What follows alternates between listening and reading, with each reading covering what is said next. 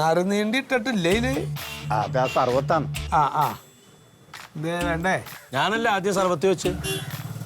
അപ്പൊ എനിക്ക് തരേണ്ട മൂപ്പർക്ക് കൊടുക്കാതാണോ എന്റെ ശരി?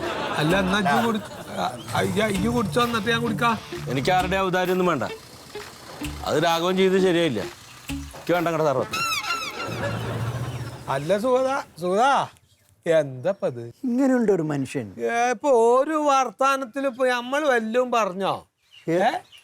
അപ്പൊ അവസാനം ഇപ്പൊ അവനക്കൊരു കാരണം കിട്ടിയാവുമ്പോ പിടിച്ച് ഇതാണ് ഈ മനുഷ്യന്റെ സ്വഭാവം. അതാണേ എന്തെന്നാ പറയപ്പ ഞാൻ ദാഹിച്ചിട്ട് ഇനിയിപ്പൊ നിൽക്കണ്ടതുണ്ടെന്ന് ഇറങ്ങണത്. ഇത് അങ്ങോട്ട് വെച്ചാൽ അത് വേണ്ടത് വേണ്ട, അവിടെ വെച്ചോ. അത് ആയിയാൻ തരാട്ടോ, ആയിയാൻ തരാം.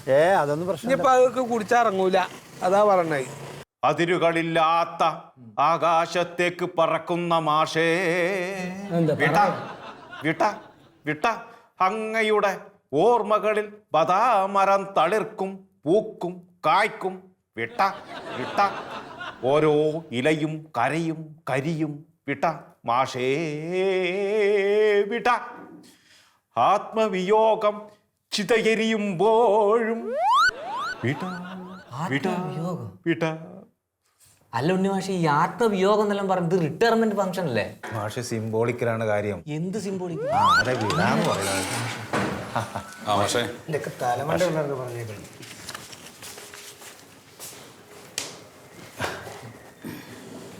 മാഷേ എല്ലാവർക്കും ഒരു വിശ്രമ ജീവിതം ഉണ്ടാവുമല്ലോ. സർവീസിൽ നിന്ന് മാഷ് ഇങ്ങനെ പെട്ടെന്ന് പോകുമ്പോ പോലെ തോന്നുന്നു. നമുക്ക് അത്രമാത്രം ആത്മബന്ധമുണ്ടല്ലോ മാഷ്.